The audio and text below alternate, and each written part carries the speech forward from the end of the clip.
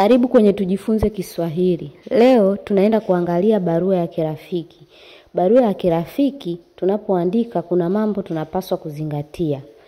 Mambo ya kuzingatia wakati wa kuandika barua ya kirafiki yapo manne. Mambo hayo ya kuzingatia, la kwanza ni anwani ya mwandishi. Mfano, Juma Hamisi SLP 123 Dodoma, tarehe 9 mwezi wa 6 2025. Kitu cha pili tunapaswa kuzingatia tunapoandika barua ya kirafiki ni salamu. Salamu ni muhimu sana.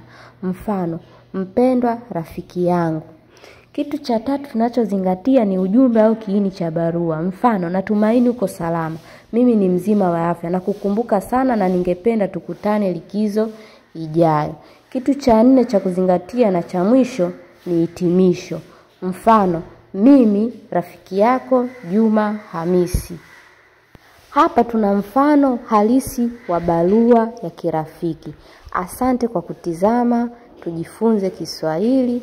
Karibu tena.